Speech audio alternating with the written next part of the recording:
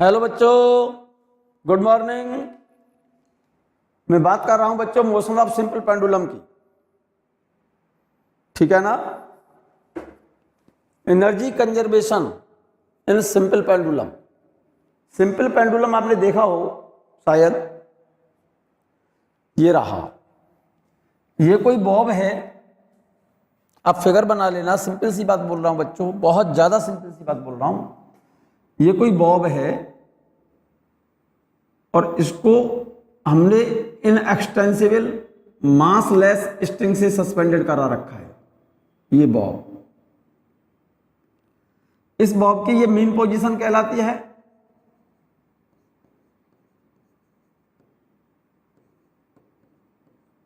और ये कहलाती है extreme position. Extreme position note कर लें आप। सिंपल पेंडुलम आपने देखा होगा, देखो ये रहा सिंपल पेंडुलम। इसमें क्या होता है, ये बॉब है, ये वाला, ठीक है ना। ये बॉब है, ये वाला। इसको एक स्ट्रिंग से, इन एक्सटेंसिबल स्ट्रिंग से बांध रखा है, ठीक है ना। और इस सिंपल पेंडुलम की जो मोशन होती है, ये सिंपल हार्मोनिक मोशन कहलाती है। कौन सी मोशन कहलाती है? SHM, simple harmonic motion. जरा ध्यान से देखें, ये तो इसकी मीन पोजीशन कहलाएगी, ये वाली। और जब मोशन करते हुए ये यहां पहुंचा, ये कहलाएगी एक्सट्रीम पोजीशन। तो सोचो, ये तो एक्सट्रीम पोजीशन, तो यहां जाकर के तो ये बॉब रुक जाएगा ना, रेस्ट पर आ जाएगा यहां पर। तो एक्सट्रीम पोजीशन पर इसकी पोटेंशियल एनर्जी जीरो होगी, पोटेंशियल एनर्जी मैक्सिमम होगी और काइनेटिक एनर्जी जीरो होगी। जब यहां से इधर आएगा मीन पोजीशन पर, तो इस जगह पर क्या होगा, इसमें काइनेटिक एनर्जी मैक्सिमम होगी और पोटेंशियल एनर्जी जीरो। मतलब मीन पोजीशन पर यहां से जैसे ऐसे चला, देखो, तो जब मीन पोजीशन पर आएगा वहां पर इसकी वेलोसिटी मैक्सिमम होगी ना, और वेलोसिटी जब मैक्सिमम होगी तो इसकी काइनेटिक एनर्जी क्या होगी, क्योंकि मीन पोजीशन पर वेलोसिटी मैक्सिमम है, यहां पर वेलोसिटी मैक्सिमम है। तो इस मीन पोजीशन पर इसकी काइनेटिक एनर्जी क्या होगी? काइनेटिक एनर्जी हाफ mv², ये मैक्सिमम होगी। और पोटेंशियल एनर्जी कितनी होगी मीन पोजीशन पर? जीरो। और जैसे ही मीन पोजीशन से ये यहां से आपने छोड़ा, ऐसे चला, जैसे यहां पर आएगा इस जगह पर जाकर के इसकी काइनेटिक एनर्जी मैक्सिमम होगी, पोटेंशियल एनर्जी जीरो। ऐसे ही तो ऐसा चम करेगा ये इसकी कौन सी पोजीशन है? एक्सट्रीम पोजीशन है, ठीक है ना। मीन पोजीशन पर काइनेटिक एनर्जी मैक्सिमम है, पोटेंशियल एनर्जी जीरो। और एक्सट्रीम पोजीशन, इसको एक्सट्रीम पोजीशन कहते हैं, ये वाली, ये भी एक्सट्रीम पोजीशन, ये भी एक्सट्रीम पोजीशन।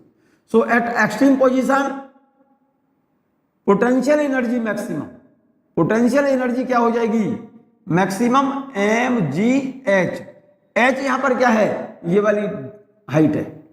इनिशियल से, इस वाली पोजीशन से इसकी वर्टिकल डायरेक्शन में ये h हाइट, और एक्सट्रीम पोजीशन पर काइनेटिक एनर्जी क्या हो जाएगी? जीरो, ठीक है ना।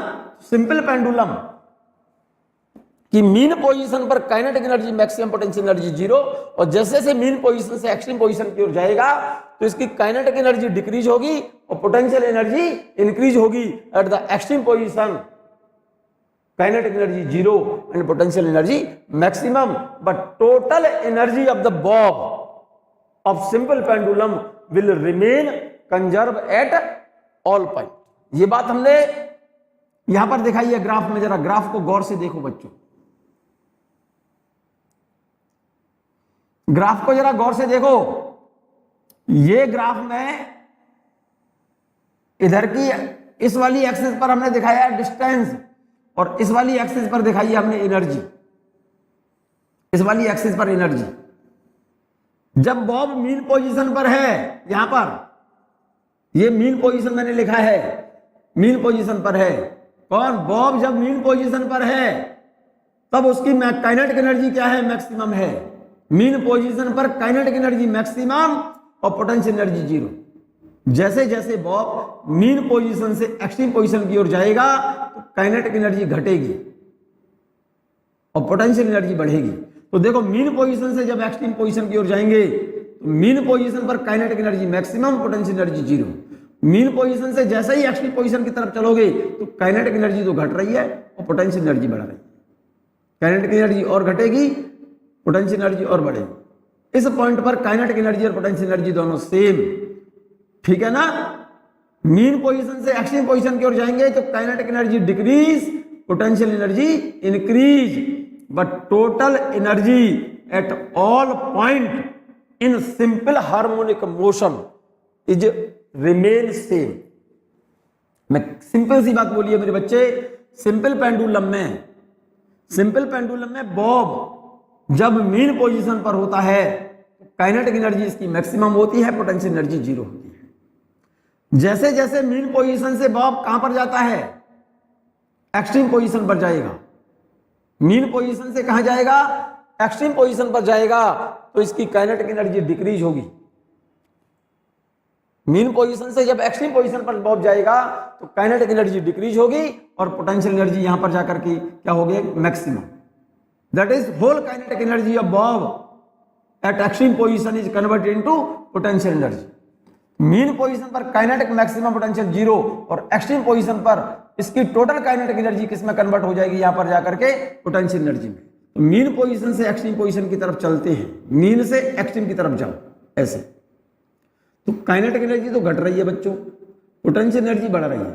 तो इसका मतलब ये वाला ग्राफ जो है ना वो किसका है, काइनेटिक एनर्जी का है, और ये ग्राफ किसका है, पोटेंशियल एनर्जी का है। और ये ग्राफ क्या है बेटा, काइनेटिक एनर्जी घटेगी तो पोटेंशियल बढ़ेगी, ठीक है नहीं। काइनेटिक एनर्जी घटती जा रही है, एक्सट्रीम पोजीशन पर जाकर के काइनेटिक एनर्जी तो जीरो हो गई और पोटेंशियल एनर्जी मैक्सिमम हो गई, लेकिन टोटल एनर्जी मीन पोजीशन से एक्सट्रीम पोजीशन तक क्या है, सेम है, कांस्टेंट है। सिमिलरली जैसे आपने इधर से इधर के लिए लिया है, आप इधर के लिए ले लो ग्राफ, इधर से इधर के लिए।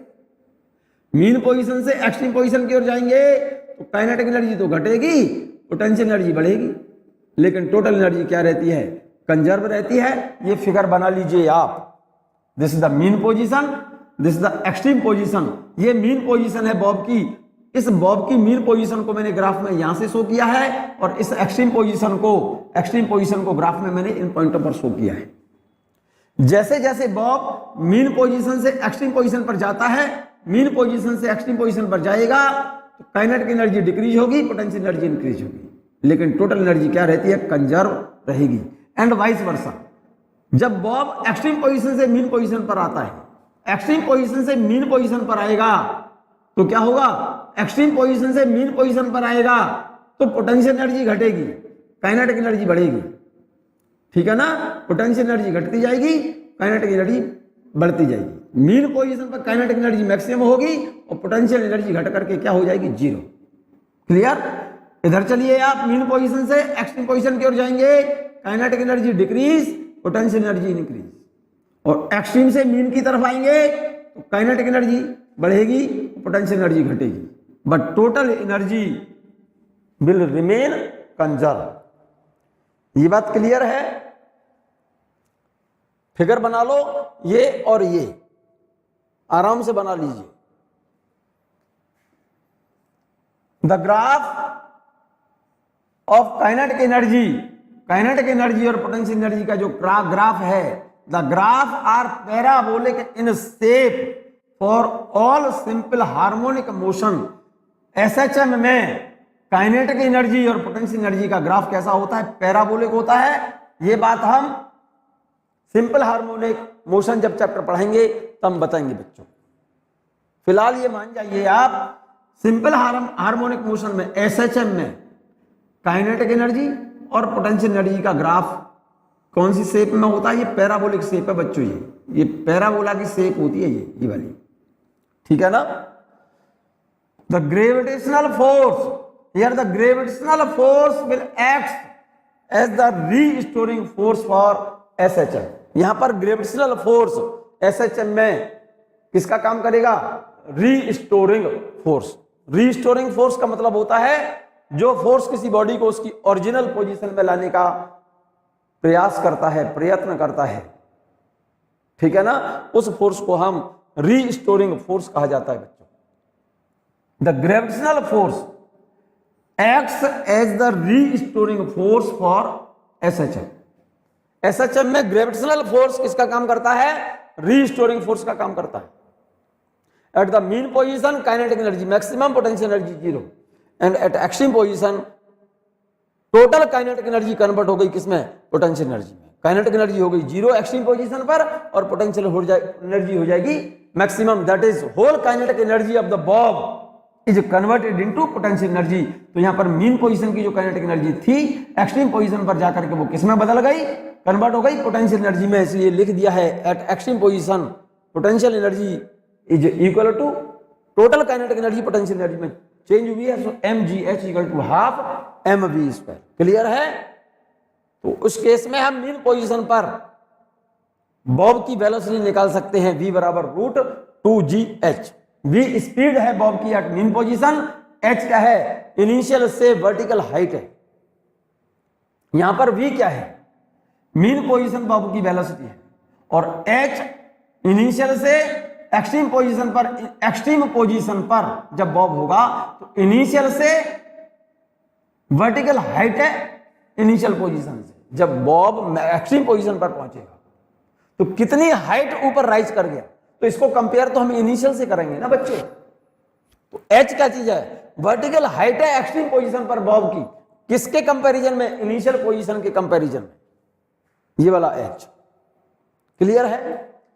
एक छोटा सा पॉइंट और बच्चों, इससे रिलेटेड कुछ क्वेश्चंस मैं कराऊंगा, पहले आप टॉपिक को नोट कर लें, इसको क्वेश्चन भी एक्सप्लेन कराऊंगा मैं आपको, आप ध्यान रखिएगा। कुछ क्वेश्चंस इस तरह के आते हैं बच्चों, यहां पर देखो, जैसे ये कोई बॉडी है, ध्यान देना मेरी बात पर, और ये कोई स्प्रिंग, ये वाली, और ये स्प्रिंग किसी फ्रिक्शनलेस सरफेस पर रखी है, और इस स्प्रिंग का ये वाला एंड, ये वाला सिरा फिक्स है, और ये कोई बॉडी v वेलोसिटी से चलकर, कितनी वेलोसिटी से चल करके? v वेलोसिटी से चल करके इस स्प्रिंग से टकरा जाए, इससे कोलाइड करे, तो क्या होगा? जब ये ब्लॉक इस स्प्रिंग से टकराएगा तो इस ब्लॉक की काइनेटिक एनर्जी जैसे ही टकराएगा तो ये स्प्रिंग क्या होगी? कंप्रेस होगी, अंदर को जाएगी ना, कंप्रेस होगी। और जब फाइनली ये ब्लॉक रुक जाएगा तब मान लो स्प्रिंग में कंप्रेशन x है इन दिस केस, और ये ब्लॉक जब रुकेगा इसका मतलब क्या है कि इसकी टोटल काइनेटिक एनर्जी जब ब्लॉक की इस स्प्रिंग की इलास्टिक पोटेंशियल एनर्जी में जब कन्वर्ट होगी, उस केस में जाकर के ब्लॉक क्या करेगा? रेस्ट पर आ जाएगा। So this is the mean position of the block. यहां पर तो जब इनिशियली टकराने से जस्ट पहले इसकी वेलोसिटी v है, ये पोजीशन कहलाएगी इनिशियल पोजीशन, का मतलब मीन पोजीशन। और जब ये ब्लॉक चल करके इस स्प्रिंग से टकराएगा तो इस ब्लॉक की काइनेटिक एनर्जी घटेगी, डिक्रीज होती जाएगी, और फाइनली ब्लॉक मान लो यहां पर चल करके रुका, यह चल के रुक गया, तो this is the mean position. ये कौन सी पोजीशन है? इस ब्लॉक की मीन पोजीशन है बच्चों, और यहां जाकर के रुका ये कौन सी पोजीशन कहलाएगी? Extreme position. मीन पोजीशन पर ब्लॉक की काइनेटिक एनर्जी क्या है? मैक्सिमम है, और पोटेंशियल एनर्जी क्या है? स्प्रिंग की जीरो। इस पूरे सिस्टम में केवल इसमें काइनेटिक एनर्जी है, पोटेंशियल एनर्जी जीरो है। जैसे ही ब्लॉक टकरा करके यहां पर एक्सट्रीम पोजीशन पर पहुंचा, मींस यहां पर रेस्ट पर आ गया, इट मींस इस ब्लॉक की काइनेटिक एनर्जी तो हो जाएगी जीरो, और इस ब्लॉक की टोटल काइनेटिक एनर्जी, इस ब्लॉक की टोटल काइनेटिक एनर्जी कन्वर्ट हो जाएगी किसमें? इस स्प्रिंग की इलास्टिक पोटेंशियल एनर्जी में। Total kinetic energy of block is converted into elastic potential energy in string और स्प्रिंग। इस ब्लॉक की टोटल काइनेटिक एनर्जी स्टोर्ड होगी किसमें? इस स्प्रिंग में, किसके फॉर्म में? इलास्टिक पोटेंशियल एनर्जी के फॉर्म में। So at the mean position kinetic energy of the block is maximum, potential energy zero. At extreme position whole kinetic energy of block is converted into elastic potential energy. तो in extreme position kinetic energy zero और potential energy maximum होगी, और यह potential energy किसके बराबर होगी, इसकी kinetic energy के बराबर। यह पोटेंशियल एनर्जी किसकी है, स्प्रिंग की है, क्योंकि एक्सट्रीम पोजीशन पर जाकर के इस ब्लॉक की टोटल काइनेटिक एनर्जी जो थी वो कन्वर्ट हो गई है किसमें, इस स्प्रिंग की इलास्टिक पोटेंशियल एनर्जी में। इसलिए लिख दिया है यहां पर, increase in elastic potential energy in spring is equal to maximum kinetic energy of block. इससे रिलेटेड इस टाइप के कुछ क्वेश्चंस आएंगे, वो हम डिस्कस कराएंगे। एक स्प्रिंग से रिलेटेड ही एक छोटा सा क्वेश्चन है बच्चों, ध्यान दीजिए मेरी बात पर। इस ग्राफ में इस वाई एक्सिस पर तो अप्लाइड फोर्स लिया है हमने स्प्रिंग पर, और एक्स एक्सिस पर लिया है extension, that is change in length in spring. Force applied on the spring is directly proportional to extension. Extension means change in length. तो ग्राफ कैसा है, स्ट्रेट लाइन है, ठीक। इधर तो फोर्स दिया है हमने न्यूटन में, इधर एक्सटेंशन दिया है चेंज इन लेंथ मीटर में। कैलकुलेट करना है पहला फोर्स कांस्टेंट, सेकंड पूछ रहा है elastic potential energy of spring when extension is 0.2 metre. जब चेंज इन लेंथ 0.2 मीटर है तब उसकी पोटेंशियल एनर्जी क्या होगी, और पहला पूछा है फोर्स कांस्टेंट। और मैंने ध्यान है आपको, अगर फोर्स कांस्टेंट की मैंने एक डेफिनेशन बताई थी, F is a directly proportional. Force constant के लिए मैंने एक रिलेशन बताया था, Hooke's law, F is a directly proportional x, F is equal to kx। k को क्या बोलते हैं, फोर्स कांस्टेंट, k बराबर F upon x।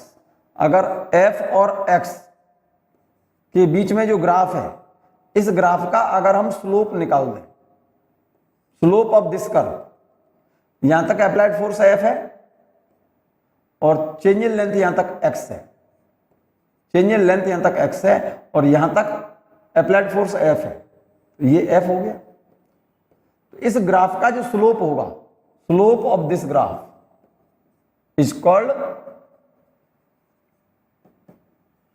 force constant K perpendicular by base, perpendicular upon base is equal to force constant कहलाता है बच्चों।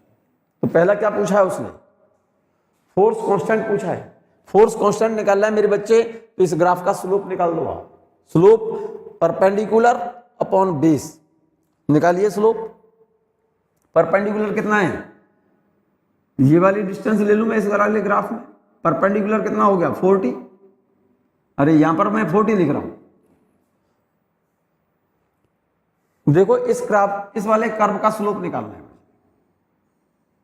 अगर इस पॉइंट पर ले रहे हो आप फोर्स, तो 40 अपॉन 0.2, तो के बराबर ये वैल्यू कितनी है 40 अपॉन यहां तक 0.2, और इस पॉइंट पर लोगे भाई, ग्राफ तो स्ट्रेट लाइन है, तो इस ग्राफ के हर एक पॉइंट पर इस ग्राफ का स्लोप तो एक जैसा होगा। इस पॉइंट पर ले रहे हो तो 20 अपॉन 0.1 लिखे तो बात एक ही है, इज इक्वल टू 200 न्यूटन पर मीटर। ये रहा रिजल्ट। सेकंड में क्या पूछा है मेरे बच्चे, 0.2 मीटर डिस्टेंस पर इलास्टिक पोटेंशियल एनर्जी पूछी है उसने। डायरेक्ट लगाइए, हाफ के एक्स स्क्वायर, के की वैल्यू कितनी निकली है 200, हाफ के की वैल्यू 200 है, एक्स की वैल्यू कितनी है 0.2 मीटर। 0.2 का स्क्वायर करेंगे तो क्या होगा, 0.2 का स्क्वायर करोगे 0.04, इससे कितने टाइम्स कट गया, 100 टाइम्स। चेक कर लो, अरे भाई इससे 100 टाइम्स कट जाएगा। 0.2 का स्क्वायर करोगे तो 0.04, तो वैल्यू कितनी आएगी 100 इंटू 0.04, और इसका मल्टीप्लाई करोगे तो रिजल्ट यही आएगा। क्लियर। अगला क्वेश्चन देखें, when a spring is stretched by 2 centimetre, when a spring is stretched by 2 centimetre and its potential energy is V। किसी स्प्रिंग को 2 सेंटीमीटर तक खींचा गया है तब उसकी पोटेंशियल एनर्जी V है। तो ये पूछा है क्वेश्चन में, what will be its potential energy when stretched by 10 centimetre. जब 2 सेंटीमीटर स्ट्रेच किया है पोटेंशियल एनर्जी भी है, और जब 10 सेंटीमीटर स्ट्रेच करेंगे तब क्वेश्चन में पोटेंशियल एनर्जी फाइंड करनी है आपको, ठीक है ना। स्टोर्ड पोटेंशियल एनर्जी के लिए फॉर्मूला होता है हाफ के एक्स स्क्वायर। तो हाफ के, ये तो कांस्टेंट है स्प्रिंग के लिए। अरे किसी स्प्रिंग को बच्चे 2 सेंटीमीटर खींचा तब पोटेंशियल एनर्जी भी है, 10 सेंटीमीटर खींचेंगे तो पोटेंशियल एनर्जी कितनी होगी, ये तो कांस्टेंट है। U directly proportional x square. X की वैल्यू पहले कितनी है 2 सेंटीमीटर, अब कितनी है 5 सेंटीमीटर, 10 सेंटीमीटर, 5 नहीं 10 सेंटीमीटर। तो 10 सेंटीमीटर इसका 5 टाइम्स है ना, तो इसका मतलब x की वैल्यू आपने कितने टाइम्स कर दी, x की वैल्यू 5 टाइम्स कर दी, और u directly proportional x square है, x की वैल्यू कितनी कर दी 5 गुनी 5 टाइम्स 5 का क्या हो रहा है यहाँ स्क्वायर, तो 5 का स्क्वायर कितना होता है 25, तो एनर्जी हो जाएगी 25 टाइम्स, 25 टाइम्स। इसका मतलब फाइनल एनर्जी जो होगी पहले वाली एनर्जी के 25 गुनी होगी, 25 टाइम्स होगी। यहां तक क्लियर है, नोट कर लो आप इसे। नेक्स्ट क्वेश्चन देखिएगा, नेक्स्ट क्वेश्चन देखिए मेरे बच्चे, ये भी अच्छा सा क्वेश्चन है, आप देखेंगे तो समझ आएगा। ये कोई स्प्रिंग बैलेंस है बच्चों, ये कोई स्प्रिंग बैलेंस है, और यहां पर एक पॉइंटर है, और इस स्प्रिंग बैलेंस से यहां पर वेट सस्पेंडेड कराया है। सस्पेंडेड वेट यहां से नोट कर लेंगे हम, और इस पॉइंटर से इस स्प्रिंग का एक्सटेंशन इस स्केल के द्वारा नोट किया जाएगा। स्केल है ये स्केल, ठीक है ना। इनिशियली पॉइंटर 2 सेंटीमीटर के मार्क पर है, ये स्केल सेंटीमीटर में नोटेड है, और सस्पेंडेड वेट आपने ग्राफ में ग्राम वेट में लिखा है बच्चों। Gram weight is unit of force, gravitational unit है ये। कौन सी यूनिट है ये, यस, और 1 ग्राम फोर्स वेट की यूनिट है ये भाई। इस एक्सिस पर फोर्स लिया है सस्पेंडेड वेट की टर्म में, और वेट दिया है ग्राम फोर्स में, तो इसका मतलब फोर्स को जो लिखा हुआ है फोर्स और वेट किसमें लिखा हुआ है, ये ग्राम वेट में लिखा है। ग्राम वेट बराबर क्या होता है, ग्राम को किलोग्राम बनाएंगे तो 10⁻³ किलोग्राम वेट, और किलोग्राम वेट को न्यूटन बनाते हैं तो क्या करते हैं 10⁻³ किलोग्राम वेट को जी से मल्टीप्लाई करते हैं, जी न्यूटन, जानते हो ना, जी न्यूटन। और जी की वैल्यू जरूरत पड़े तो लिख देना 9.8। क्लियर है, 9.8 लिखो या 10 लिख लो, कोई फर्क नहीं पड़ रहा है। तो यहां पर इस एक्सिस पर स्प्रिंग पर लगाया गया फोर्स में सस्पेंडेड वेट ग्राम वेट में दिया है, तो इसको न्यूटन में कन्वर्ट करना है। तो ग्राम वेट को न्यूटन बनाएंगे, इतने से मल्टीप्लाई कर देना 10⁻³ g newton. G acceleration due to gravity है, ये ग्राम लिखा है बच्चों, ये ग्राम है, ऐसे लिख दो ग्राम, ग्राम को जीएम लिख दो ऐसे। ग्राम वेट कंफ्यूज ना हो, ये ग्राम वेट लिखा हुआ है, ग्राम को किलोग्राम बनाएंगे 10⁻³ से मल्टीप्लाई करोगे ये वेट, और किलोग्राम वेट बराबर होता है जी न्यूटन। तो 10⁻³ और किलोग्राम वेट को न्यूटन बनाना है तो जी से मल्टीप्लाई करते हैं। और यहां पर जी क्या चीज है, जी जो है कौन सी फिजिकल क्वांटिटी है, एक्सेलरेशन ड्यू टू ग्रेविटी, ठीक है। इनिशियली पॉइंटर कितने सेंटीमीटर पर है, 2 सेंटीमीटर पर है, इस एक्सिस पर हमने लिया है extension. Initial position of pointer at 2 centimetre, तो ग्राफ यहां से स्टार्ट करेंगे, 0 से स्टार्ट नहीं करेंगे, ठीक है। इधर सस्पेंडेड वेट मान लो, पहले सस्पेंडेड वेट ये वाला वेट 100 ग्राम है, तब एक्सटेंशन 2 से लेकर के कहां पहुंच गया 4 पर। जब सस्पेंडेड वेट 200 ग्राम कर दिया तो एक्सटेंशन 4 से लेकर कहां पहुंच गया 6 पर पहुंच गया। पॉइंटर रीडिंग लिए हमने सेंटीमीटर में, और सस्पेंडेड वेट अप्लाइड फोर्स लिया है ग्राम वेट में। ये बात अच्छे से समझ लो। पहला पूछा है calculate force constant. Force constant निकालने के लिए मेरे बच्चे क्या करेंगे, इस ग्राफ का स्लोप निकाल लो। इस ग्राफ का स्लोप, इस ग्राफ के हर एक पॉइंट पर स्लोप सेम होगा। इसको थीटा मान लें हम, तो स्लोप इसका क्या हो गया, परपेंडिकुलर अपॉन बेस। इस वाले ट्रायंगल में निकालोगे तो परपेंडिकुलर अपॉन ये वाला बेस लेंगे, ठीक है ना। तो यहां पर निकाल लूं मैं, इस जगह पर निकाल लूं, परपेंडिकुलर कितना हो गया 100 ग्राम वेट अपॉन बेस कितना है, यहां तो 2 है यहां 4 है, ये डिस्टेंस कितनी हो गई ये वाली 2 सेंटीमीटर। तो के बराबर परपेंडिकुलर अपॉन बेस, मैंने यही किया है, perpendicular F upon x, F कितना है 100 ग्राम वेट अपॉन एक्स कितना है 4 - 2 सेंटीमीटर। 2 बचेगा नीचे, 2 से इसको डिवाइड कर दो 50 टाइम्स, तो रिजल्ट आया आपका के की वैल्यू आ गई 50 ग्राम वेट पर सेंटीमीटर। और ग्राम वेट को न्यूटन बनाएंगे तो कितने से मल्टीप्लाई करोगे, इतने से मल्टीप्लाई करोगे, और सेंटीमीटर को मीटर बनाओगे तो 10 की पावर -2 से मल्टीप्लाई करोगे। तो देखो हमने यही किया है, अगले पेज पर चेक कर लो।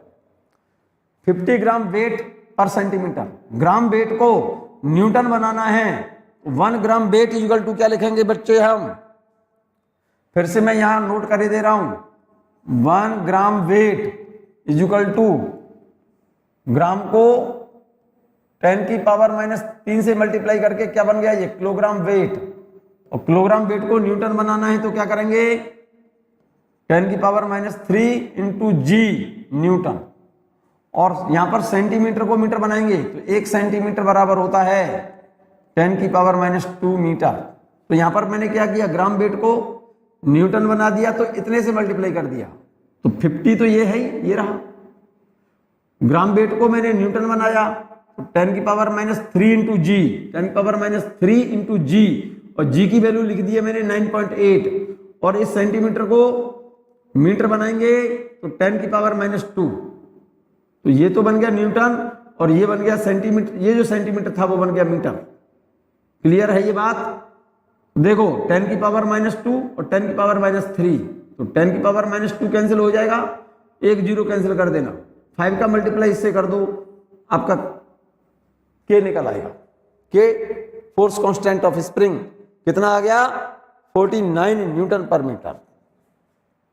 सेकंड में क्या पूछा बच्चों, सेकंड में क्या पूछा है, elastic potential energy of spring when pointer reading is 6 centimetre. जब पॉइंटर रीडिंग 6 सेंटीमीटर है तब इसकी इलास्टिक पोटेंशियल एनर्जी क्या होगी, तब इसकी इलास्टिक पोटेंशियल एनर्जी क्या होगी। हेलो,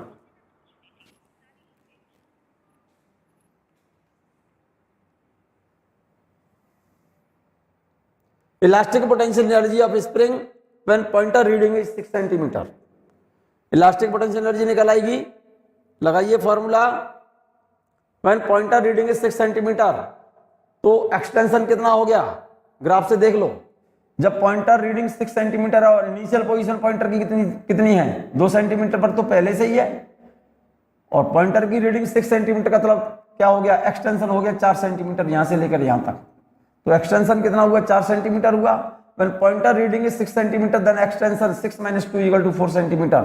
तो इलास्टिक पोटेंशियल एनर्जी का फॉर्मूला लगाइए डायरेक्ट, 1/2 kx²।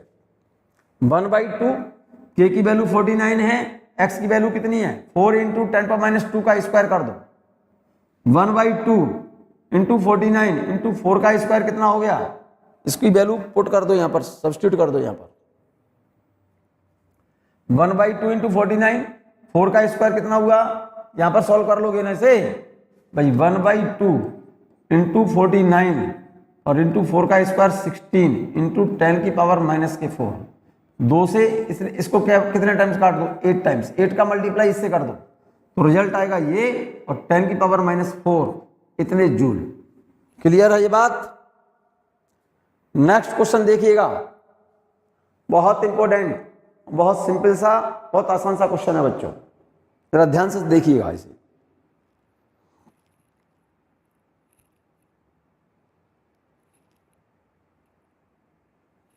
ध्यान से देखना मेरे बच्चे, नोट कर लें क्वेश्चन को आप, बहुत अच्छा सा क्वेश्चन है ये, नोट कर लो आप इसे। ए body of mass 2 kilogram, note करिए आप इसे क्वेश्चन को, आराम से नोट करो, जल्दबाजी नहीं है बच्चों। Body of mass 2 kilogram moving with velocity 4 metre per second and hits a spring and comes to rest after compressing the spring. आराम से नोट कर लो, जल्दबाजी बिल्कुल नहीं है, चिंता ना करो। आपका हर एक क्वेश्चन में डिस्कस कराऊंगा। पहले जितना मैं बता रहा हूं पहले आप इसको 100% थ्योरेटिकली 100% श्योर कर लो बच्चों। आप रिवाइज करो इसे, क्वेश्चन आपसे तभी निकलेंगे। फिर से मैं बोल रहा हूं आपसे, body of mass 2 kilogram moving with velocity 4 metre per second hits a spring and comes to rest after compressing the spring. एक बॉडी है जिसका मास 2 किलोग्राम है और किसी स्प्रिंग से टकराते समय उसकी वेलोसिटी कितनी है? 4 मीटर पर सेकेंड। और टकराने के बाद फाइनली वो क्या आ गई? रेस्ट पर आ गई, स्प्रिंग को कंप्रेस करने के बाद। पहला पूछो क्या, और क्या दिया आगे? Force constant of spring is 8 Newton पर मीटर। क्वेश्चन में स्प्रिंग का फोर्स कांस्टेंट दिया हुआ है कितना? 8 न्यूटन पर मीटर। पहला पूछा है उसने compression of the spring, spring का कंप्रेशन कितना होगा? ये मैं बता चुका हूं बच्चों। स्प्रिंग तब तक कंप्रेस होगी, कब तक? जब तक उस ब्लॉक की टोटल काइनेटिक एनर्जी स्प्रिंग की पोटेंशियल एनर्जी में कन्वर्ट ना हो जाए। सेकंड क्या पूछा है? Elastic potential energy of spring and kinetic energy of block when compression is 1 metre. जब कंप्रेशन उसका 1 मीटर है तब स्प्रिंग की इलास्टिक पोटेंशियल एनर्जी कितनी होगी और ब्लॉक की काइनेटिक एनर्जी कितनी होगी?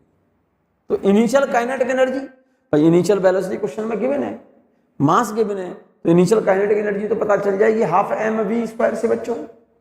सिंपल सी बात है।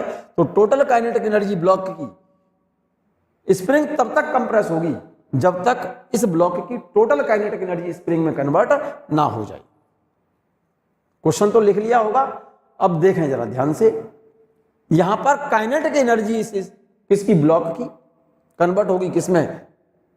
Whole kinetic energy of block is converted into elastic potential energy of spring. Here the decrease in kinetic energy of block is equal to increase in elastic potential energy of spring. तो total kinetic energy इसकी convert हो गई किसमें? Elastic potential energy में। ½ mv² is equal to ½ kx²। Final kinetic energy 0। तो total compression पूछा है question में, हाफ से half cancel. mv² is equal to kx²। x की वैल्यू निकालनी है आपको, तो यहां पर वैल्यू सब्स्टिट्यूट कर दो। आप x की वैल्यू निकालोगे तो यहां पर वैल्यू सब्स्टिट्यूट करो। भाई x की वैल्यू निकालनी है, ये वैल्यू तो समझ में आ गई होगी बात। x² is equal to mv² upon k। भाई k को नीचे ले आऊं बस। x की वैल्यू क्या आ गई? v√m upon k। v की वैल्यू कितनी दी है क्वेश्चन में? Initial velocity of block 4, mass block का दिया है 2 और k की वैल्यू दी है आपके लिए 8। क्लियर? 2 से 8 4 टाइम्स कट गया, ये 4 टाइम्स कट गया, 4 का रूट लेंगे तो नीचे 2 आएगा, 4/2 रिजल्ट आ गया। टोटल कंप्रेशन होगा आपका कितना बेटा? 2 मीटर। कितना? 2 मीटर। अब सेकंड पार्ट कह रहा है मेरे बच्चे, elastic potential energy of spring and kinetic energy of block when compression is 1 metre. जब कंप्रेशन 1 मीटर है तब उस स्प्रिंग की इलास्टिक पोटेंशियल एनर्जी कितनी होगी और उस ब्लॉक की जो काइनेटिक एनर्जी है वो कितनी होगी? ध्यान से देखें। At the extension of 1 metre, 1 metre distance पर, 1 मीटर कंप्रेशन पर स्प्रिंग की इलास्टिक पोटेंशियल एनर्जी क्या होगी? ½ kx²। k की वैल्यू क्वेश्चन में गिवन है 1/2, k की वैल्यू क्वेश्चन में गिवन है 8। देखिएगा k की वैल्यू 8 क्वेश्चन में गिवन है, यहां पर देखो ध्यान से। The force constant of spring is 8। k की वैल्यू गिवन है ना, ये तो इस k की वैल्यू यहां डाल दो, ½ k की वैल्यू 8 और 1 मीटर एक्सटेंशन, ठीक है ना? एक्सटेंशन कितना है? 1 मीटर, 1 का स्क्वायर, 2 से 8 4 टाइम्स कट गया, तो इलास्टिक पोटेंशियल एनर्जी स्प्रिंग में हो गई 1 मीटर कंप्रेशन पर कितनी? 4 joule. And the initial kinetic energy block की कितनी है बच्चों? भाई काइनेटिक एनर्जी पहले की कितनी है? ½ mv²। हाफ मास कितना दिया ब्लॉक का? 2 kg और इनिशियल वेलोसिटी कितनी है? 4। So initial kinetic energy of the block is 16 joule. अब ब्लॉक जब स्प्रिंग से टकराया तो टोटल कंप्रेशन 2 मीटर है, तो 1 मीटर कंप्रेशन तक जब स्प्रिंग में 1 मीटर कंप्रेशन होगा तब उसकी इलास्टिक पोटेंशियल एनर्जी कितनी है, 4 जूल है। इसका मतलब ये जो 4 जूल एनर्जी आई है ना, वो किस में से आई है, ब्लॉक में से। इसका मतलब 4 जूल एनर्जी, ब्लॉक की 4 जूल एनर्जी कम हो गई होगी। और इनिशियल काइनेटिक एनर्जी ब्लॉक की कितनी है, 16, 4 जूल तो चली गई किसमें, स्प्रिंग में, तो रिमेनिंग एनर्जी कितनी होगी, so the kinetic energy left in the block after 1 metre compression equal to 16 तो पहले की एनर्जी है, 4 जूल एनर्जी चली गई किसमें, स्प्रिंग में, तो 4 जूल माइनस कर दो इसमें से, रिमेनिंग एनर्जी बचेगी किसमें, ब्लॉक की कितनी, 12 जूल।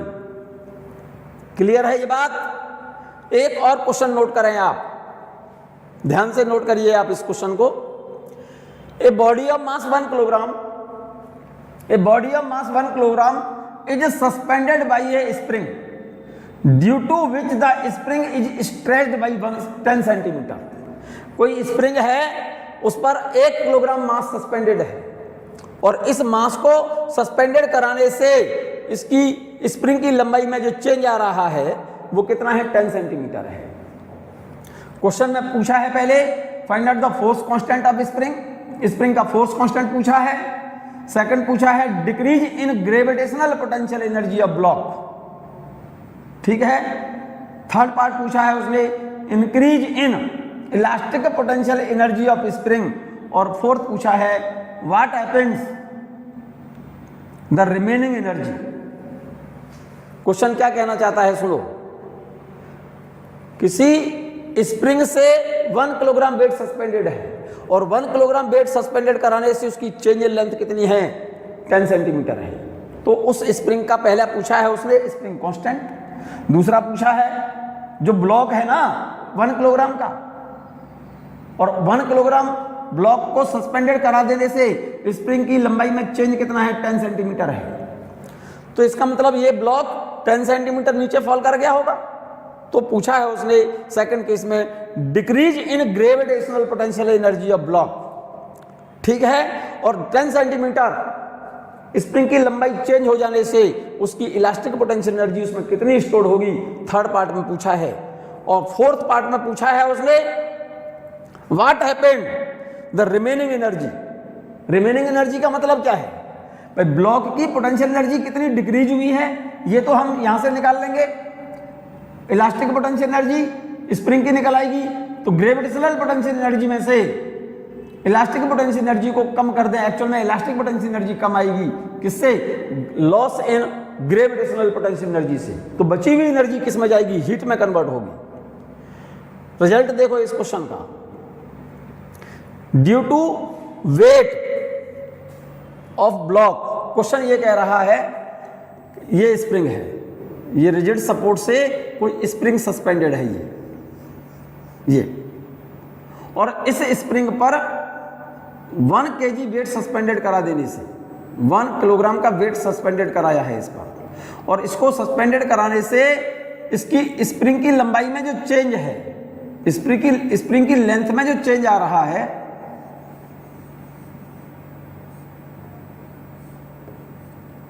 ये 10 सेंटीमीटर बता रहा है। 10 सेंटीमीटर चेंज इन लेंथ है स्प्रिंग का, ये x कह सकते हैं आप इसको। Due to weight of this block, इस ब्लॉक के वेट के कारण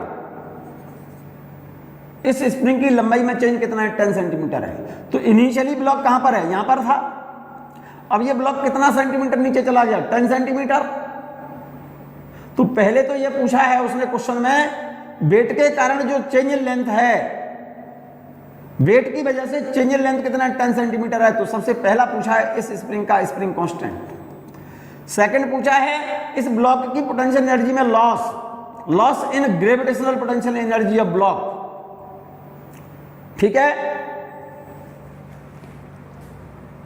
थर्ड पूछा है elastic potential energy of this spring, इस स्प्रिंग की इलास्टिक पोटेंशियल एनर्जी क्या होगी। तो देखो पहला पार्ट सॉल्व करते हैं हम।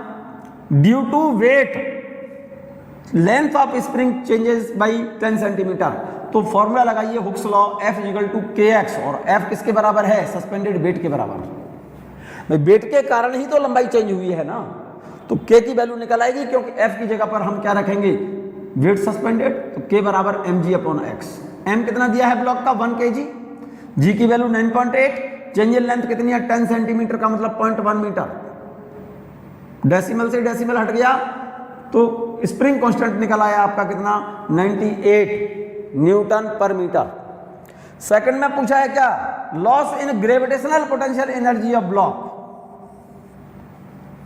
Loss in gravitational potential energy of block, ये ब्लॉक इनिशियल पोजीशन से कितना सेंटीमीटर नीचे आ गया 10 सेंटीमीटर, तो loss in gravitational potential energy of block is equal to mgh। m mass दिया है ब्लॉक का 1 किलोग्राम, g की वैल्यू 9.8 और डिस्टेंस कितनी डिस्टेंस ड्रॉप हुआ है ब्लॉक 10 सेंटीमीटर, इसकी जगह पर h की जगह पर 0.1 लिख दो, तो loss in gravitational potential energy of block कितना हो गया 0.98 जूल। इस ब्लॉक की पोटेंशियल एनर्जी, ब्लॉक जब यहां से 10 सेंटीमीटर नीचे फॉल करेगा तो इसकी पोटेंशियल एनर्जी कम हो जाएगी मेरे बच्चे कितनी 0.98 जूल। ठीक है। थर्ड क्या पूछा है, stored elastic potential energy in spring, spring में स्टोर्ड इलास्टिक पोटेंशियल एनर्जी कितनी होगी हाफ के एक्स स्क्वायर, हाफ के की वैल्यू 98 ये निकली हुई है यहां पर, ठीक है ना, एक्स स्क्वायर, एक्स की वैल्यू कितनी दी है क्वेश्चन में 10 सेंटीमीटर का मतलब 0.1 का स्क्वायर करिए 0.01, 2 से डिवाइड करेंगे इसे तो 49.01 यहां से, तो stored elastic potential energy spring में आएगी कितनी 0.49 जूल। ब्लॉक की एनर्जी तो डिक्रीज हुई है 0.98 और इसमें से 0.49 जूल इसमें स्टोर्ड हुई है, तो इसका मतलब ग्रेविटेशनल पोटेंशियल एनर्जी में जो लॉस हुआ है वो ज्यादा है और स्टोर्ड एनर्जी कम है, तो बची हुई एनर्जी कहां गई, दिस माइनस दिस, जो एनर्जी रिमेनिंग होगी वो एनर्जी चली जाएगी किसमें हीट में। Remaining energy changes into heat which goes into air, जो कि कहां चली जाएगी हीट में कन्वर्ट होकर के रेडिएशन के द्वारा किस में निकल जाएगी वो एयर में। क्लियर है ये बात, यहां तक बात क्लियर है बच्चों। तो इस लेक्चर में जो एग्जाम्पल्स हुए हैं उनको रिवाइज करें बच्चों ठीक से। नेक्स्ट लेक्चर इसका जो आ रहा है, नेक्स्ट वीडियो जो आ रहा है, मैं बात करूंगा उसमें कोलिजन्स की, बहुत इंपॉर्टेंट टॉपिक है कोलिजन। ये नेक्स्ट वीडियो जब आएगा उसमें सुने आप, तब तक के लिए इस वीडियो को सुने और इसको रिवाइज कर लें।